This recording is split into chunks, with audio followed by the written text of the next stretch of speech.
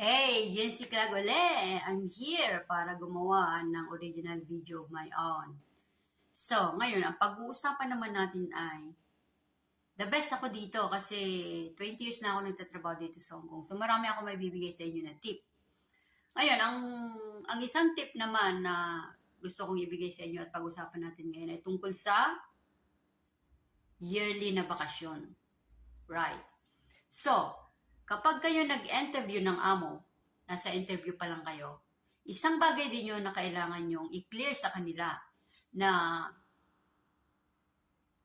sa loob ng 2 years, kailangan 2 beses ka uuwi. Every year ka uuwi. So, pag-usapan nyo, sabihin mo sa kanila na ang kontrata ay 2 years. So, sa loob ng 1 taon, kailangan may isang bakasyon. So, within 2 years, kailangan meron akong 2 beses na bakasyon. So, uwi ka ng Pilipinas, magbakasyon ka. So, pag-usapan ninyo yan at ang ilang araw na bakasyon na gusto mo, kailangan mo rin yan sabihin sa kanila kung magkasundo kayo kung okay sa kanila. Well, masasabi ko na sa loob ng 2 years na kontrata, for every contract, 2 years. 2 years yan siya. Ang pinipirmahan nyo na kontrata, 2 years yan. Good for 2 years yan. So ngayon, sa kontrata, nakasulat na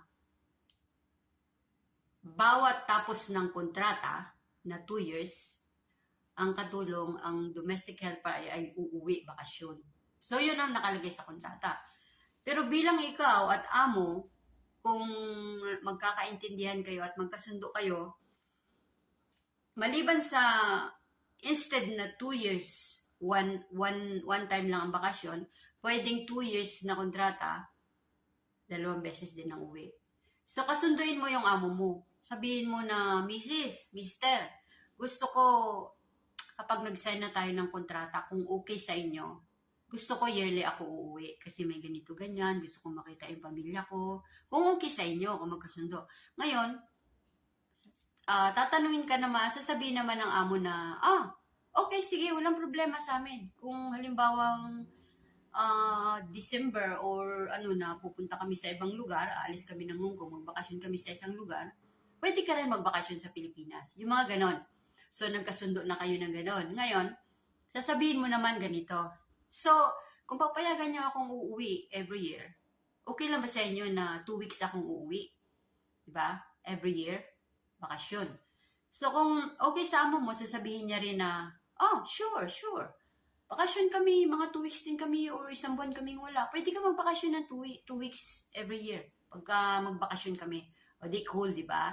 So, yun ang sasabihin nyo. Ngayon, kung gusto ka talaga ng amo, ibibigay niya sa'yo yan. Lalo na kung nalaman niya na matagal ka na nagtatrabaho dito, ang dami mo na experience, magaling ka magluto, magaling ka lahat ng loob ng bahay, ibibigay nila yan. Basta kailangan sabihin mo sa kanila para maging happy ang start mo ng trabaho at lahat ng gusto mong mangyari na sabi mo sa kanila na pag-usapan nyo.